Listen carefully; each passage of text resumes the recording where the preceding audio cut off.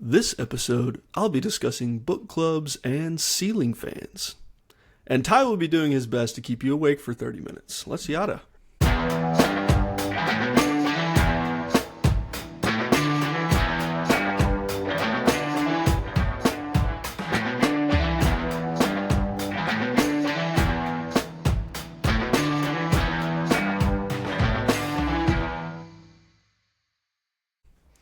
All right. Episode 21. Here we are. Take two. Take two. For all you people listening out there, we filmed this already. So we were going to do our best just to act it out, but we thought, let's not bury the lead. We're just going to tell you all that this episode is just completely disingenuous. This is take two, based on some... Take two. Believe it or not, we're on episode 21, and we still don't know how to do this. Because we recorded the entire episode, and I went to edit the episode, and I was nowhere to be found. It was only books. And so knowing that none of the listeners would want to only listen to books, I figured, you know what, let's do this again so that people can see me as well. So We're back, episode 21. There we go. Well, it's been hasn't been too eventful lately. Well, the NBA is in full preseason mode. Cooper Flagg making his Dallas Mavericks preseason debut. He did, which was pretty. It was pretty fun to watch. I'm not gonna lie, I had some fun watching some glimpses of what this new Mavs era could be. It's hard to put aside the hatred of Nico, but at some point, I don't know. It's either be bitter forever or until he's fired, or get on board with a brand new 18-year-old stud. And I don't know.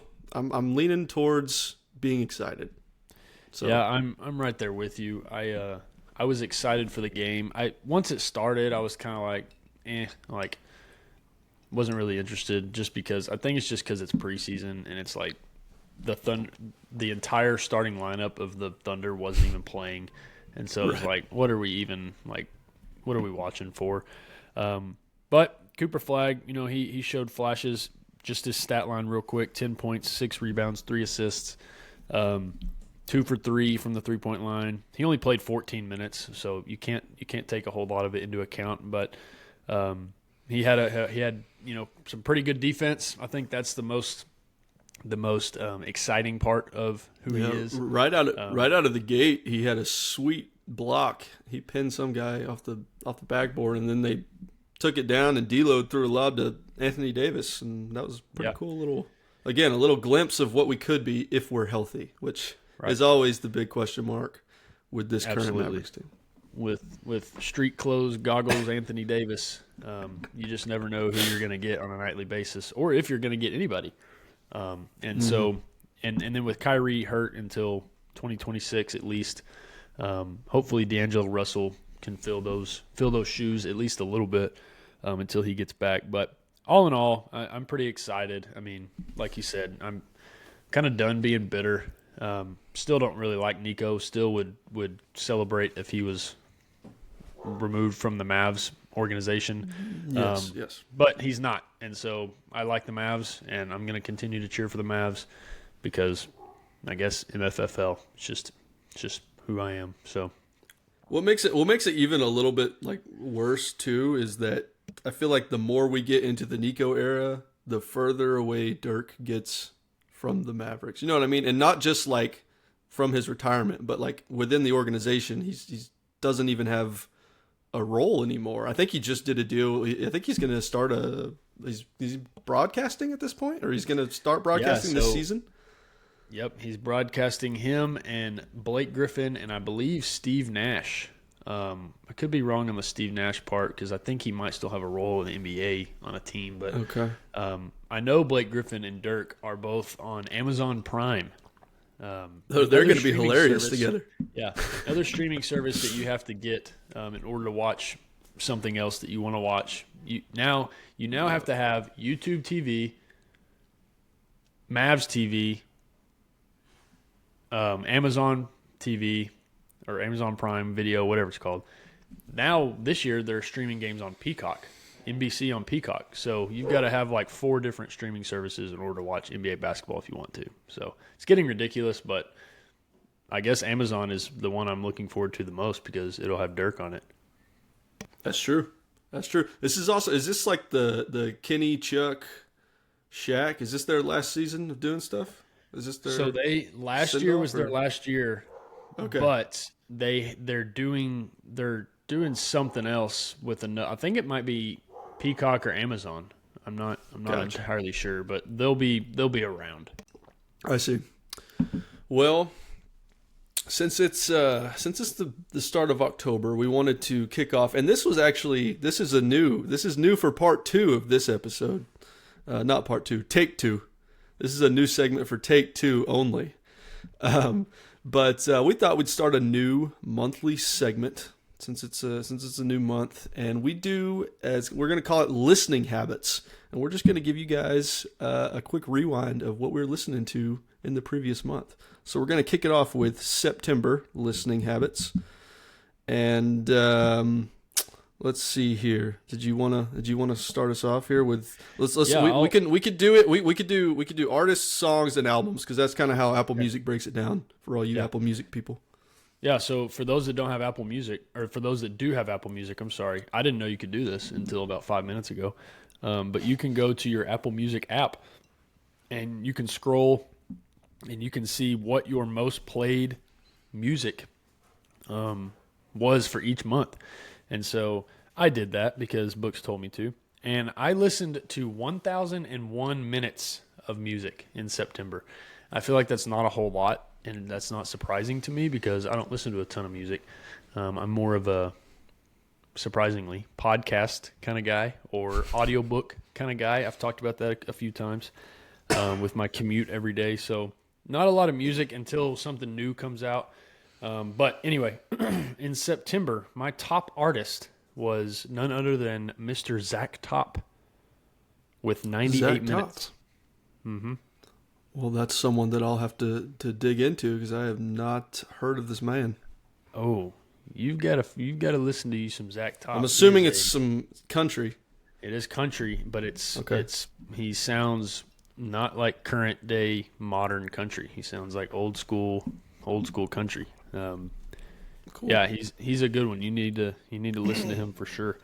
So even though he was I'll say this, because he was my top artist, his album, he did get a new album here recently called "Ain't in It for My Health," and that was, believe it or not, that was my top album for the month. There we go. Okay, and then my top song, which this isn't a huge shocker to me, but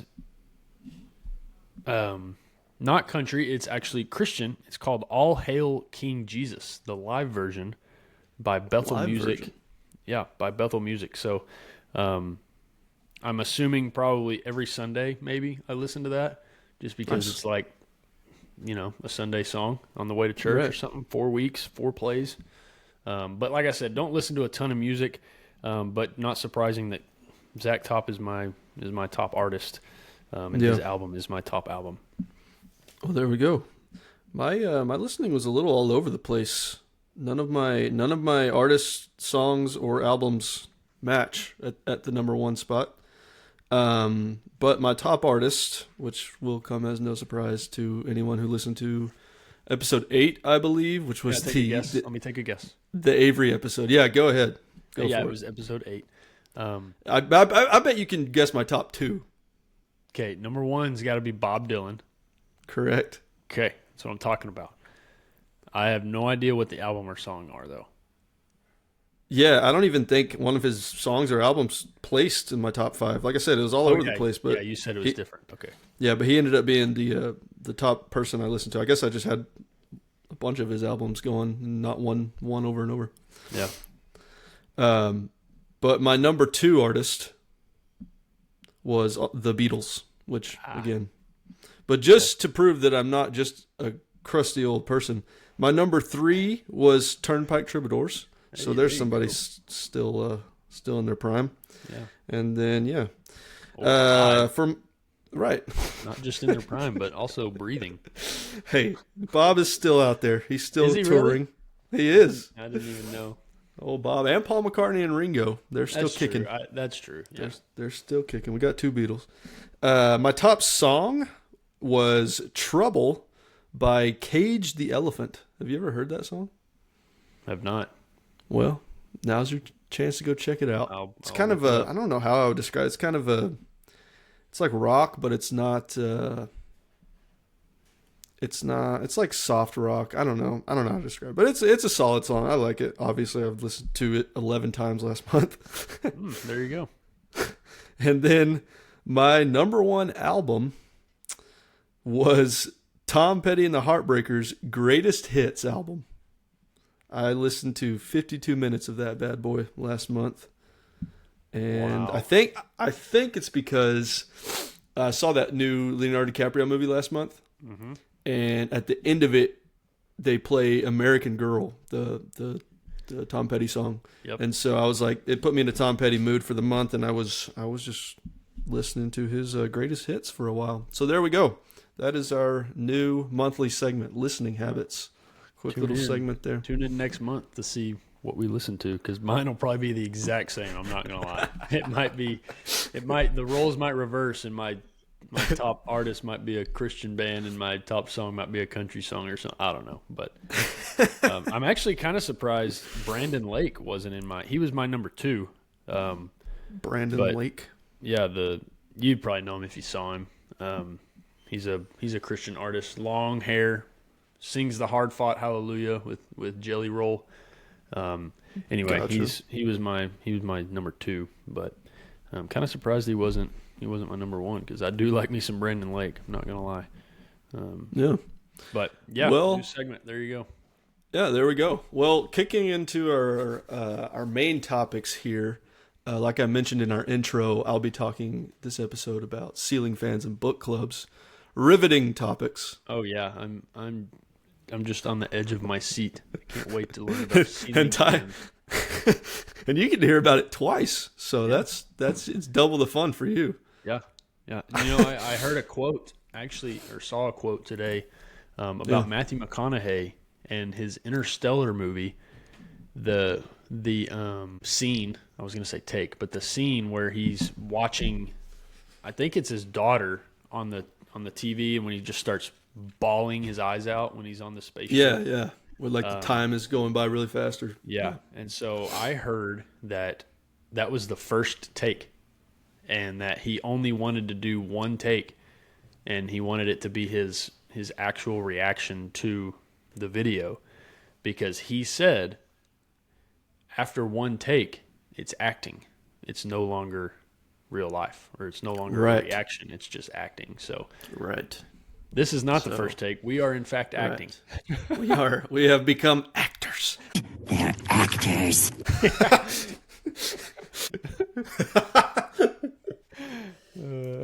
We are acting, but hey, that's all right. Everyone depends on how good we are, I guess. So just act like you heard this for the first time. But our first main topic for the day is has to do with home improvements, because last weekend I endeavored to broaden my horizons as a homeowner, right?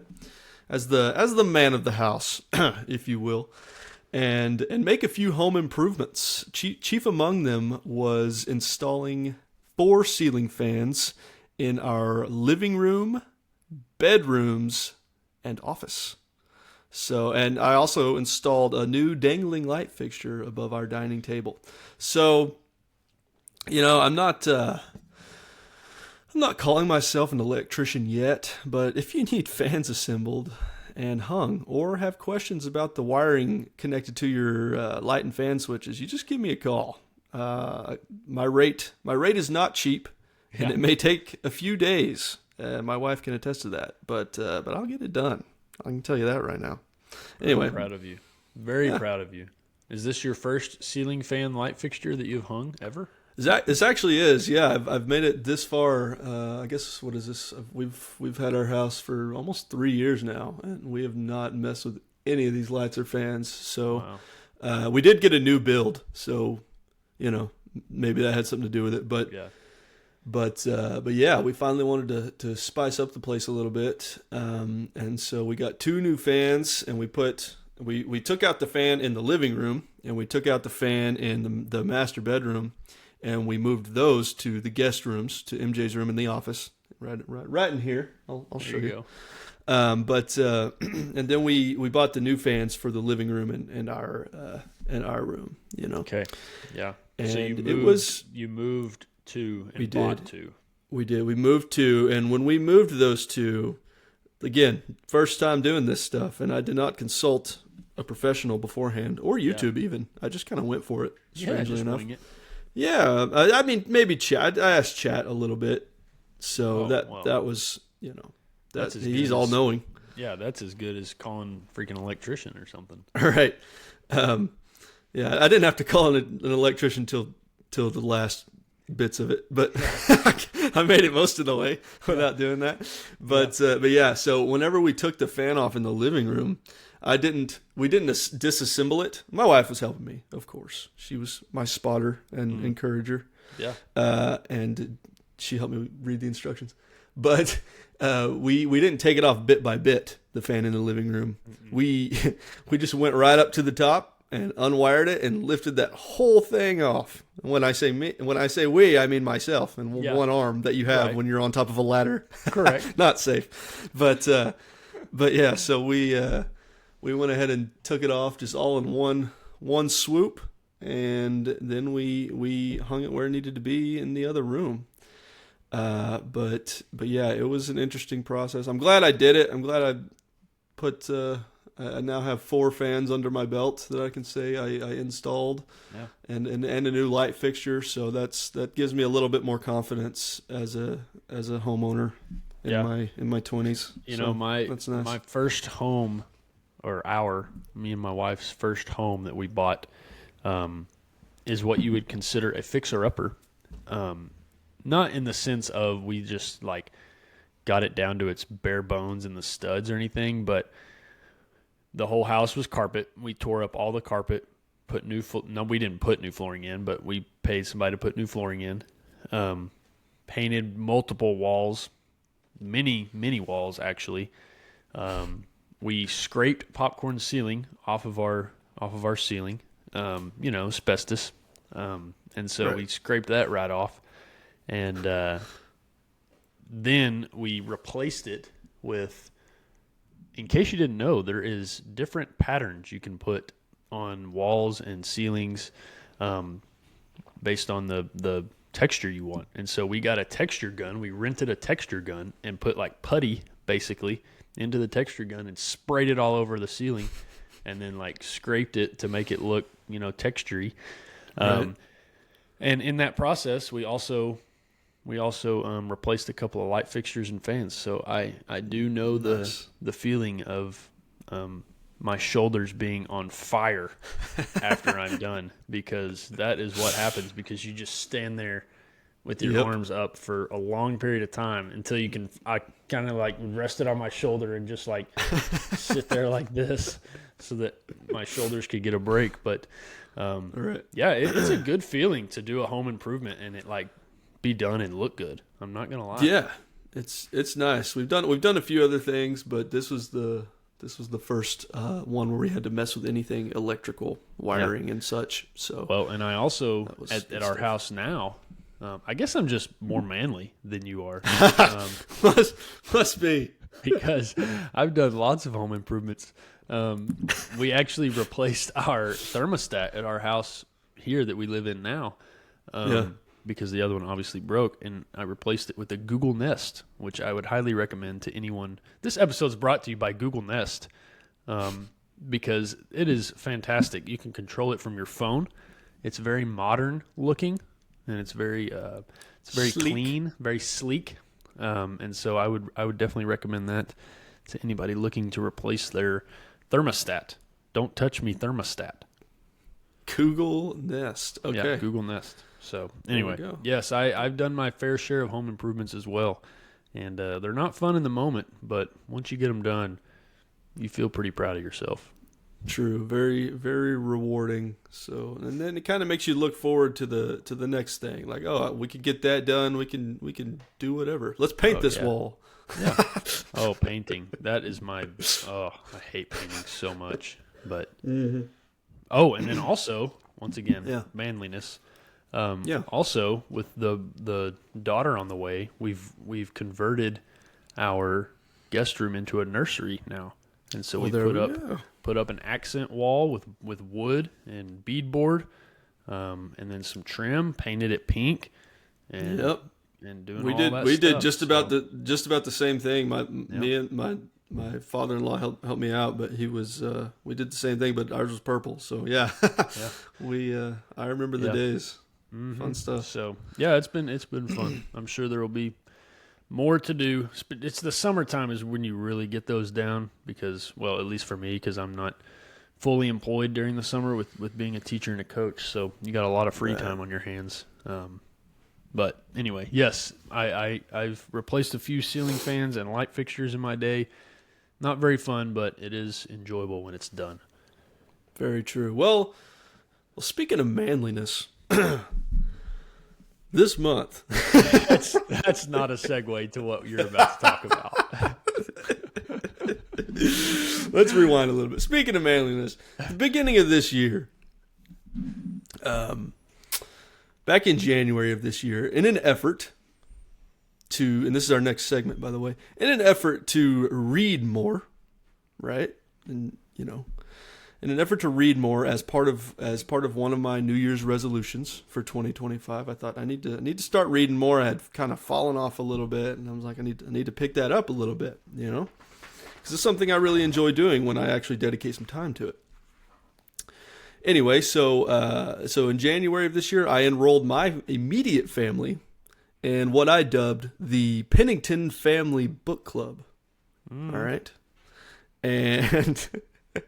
The main idea. This is take 2, and I am intrigued already. Talking to all you people in the chat, but the main idea being accountability, right? Because reading adult literature, right, is a luxury when you're the father of a 1.5-year-old girl. So when you're not reading children's books and you're reading something for yourself, that becomes a luxury. And so I thought, why not have my family there with me? We can all read the same book. And then at the end of the month, we'll just have a little discussion about it. Maybe watch the movie adaptation, whatever it is. We'll all come together, choose a book. It's going to be fun. Anyway, January went fairly well, I must say. We read a book called A Walk in the Woods, all right, by a guy named Bill Bryson. And it was a pretty cool read. It was about a guy that he attempts to walk the Appalachian Trail, and he gets into all sorts of crazy situations. He's basically going, halfway across the country, and it's based on a true story. There are funny characters, and it was also, it was written in the 90s, but also really informational about the national parks at the time that it was written. So that was pretty cool too. Anyway, February comes in and it just falls apart. No more accountability. No, we don't even I don't think we got to pick a book. We all just got busy, and then poof, there goes that. Like most New Year's resolutions, it lasted a solid month of consistency, and that was it. Anyway, fall rolls around this month. And fall, whenever October hits, I usually get more in the mood for reading. It's a little bit more of a cozier month. It's getting the weather's getting a little cooler, colors coming out in nature. It's nice. And so it puts me in the more of a reading mood. So the other day, without warning, I sent the following text to my immediate family. All right. And when I say immediate family, I mean my mom, my dad, my brother, his wife, and my wife. Okay. And it says, this text reads, Pen Fam Book Club, October edition. Little pumpkin emoji. There you go. Buy this, and then quote unquote, by the pricking of my thumbs, something wicked this way comes. That's from Macbeth. And then it says, fall is upon us. The nights grow long. The fog rolls in. And out of that mist, the Pen Fam Book Club emerges once more. This October, we hunt the moors with Emily Bronte's Wuthering Heights. Drift briefly through her poetry and end the month with Shakespeare's Macbeth. Witches, bloody daggers, and all. Let the Gothic season begin. And then I put a little note at the bottom that says, I'll send the reading schedule soon for all who wish to join me. And thanks to my buddy, and I spelled it out, Chad G. Petey, because funny. Thanks to my buddy Chad G. Petey for the curriculum assist. And so I sent this text out to my family. And, of course, nobody in my family responds for a good solid 24, maybe 32 hours. I don't remember how long. A couple days, I think. Yeah. But finally, my wife, who I live with and have discussed this text with, sends in the chat, sounds good, honey. Or sounds fun, honey. So that was encouraging. But finally, I did get a few people on board. I got my mom on board, who it'll trickle down to my dad, because he says he doesn't want to be involved. He wants to be involved. Don't blame him one bit. Right. He likes these book clubs. He just won't admit it. Yeah. And my brother and his wife are. We'll see. Yeah. Well, if he does, if your brother, if Steele does it, we're gonna have to have him on. We haven't had him on yet, and we're gonna have to have him on. That's true. To talk about the Pen Book Club, Pen Fam Book Club, Fam Book Club here towards October the end of edition. October. Yeah, I'm excited to hear all about Bloody Daggers and Macbeth and Wuthering Heights. That's Right. a classic one that I've never read. Yeah. So it is. It's. I think I might have dipped into it a little bit in college for one of my English courses, but I never I didn't do a deep read of it, and I don't really remember it because I probably just read a couple chapters to pass a test type of thing. So I wanted to really do a deep dive and enjoy what I'm reading. of for course, once. yeah. So, why would you not want to do a deep dive? Right. Yeah. And this book has been hailed as one of the best of all time. Apparently, a lot of people say that. Wow. By who? A lot of well-known people. Here's the introduction. Oh, please read the whole thing to me. Not the whole thing, but I'll read you the first sentence. Wuthering Heights is one of the greatest novels of all time and arguably the greatest psychological novel ever written, says this person that wrote this introduction, who probably has a few degrees. So wow. Well, that's all that matters. Well, I'm very excited for you. I know you're excited to do this. I'm glad you found someone to hold you accountable to what you want to do, because I am not that person to help you in your habits of reading Wuthering Heights. I would not be holding you accountable whatsoever. So I'm glad you found some people to do that for you. Right. And the goofiness of all this is not lost on me. I get it, but I do like playing into it. I like playing into the nerdiness of it because it makes it that much more absurd when I just send these out to my family randomly. Yeah. And, well, they all have to participate because I don't give them an option. Right. You have to play into it, otherwise it makes you even more nerdy and even more dorky. Right. Like if you're just like, let's actually do this, guys. No. Like you gotta play it up. Right. Yeah. So I'm happy for you. I really am, because I know that's something you. Here's what mine would say. Hey, NBA season's starting. Mavs play tomorrow. Everybody watch and let's talk about it. That's the Bryant Fam Book Club right there.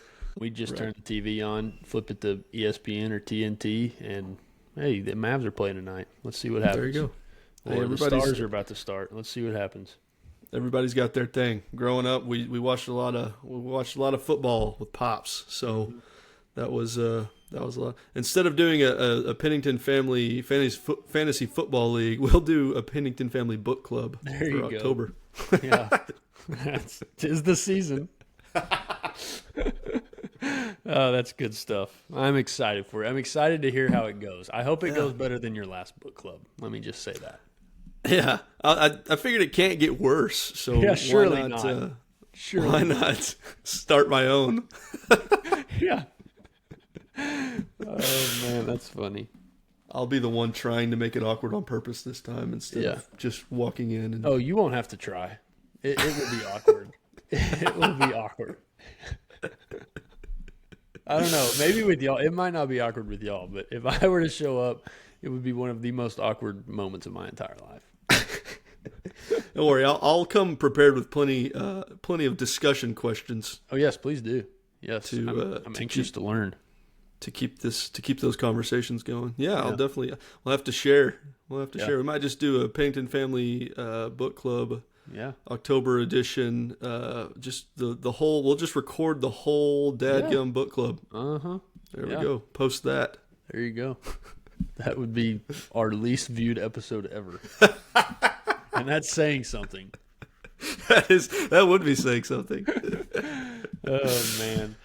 Well, that's all I've got here. In case you didn't know, ladies and gentlemen, hopefully at least, we're in a new era of the Yada Yada podcast because we are 30 minutes in and we are done with our episode.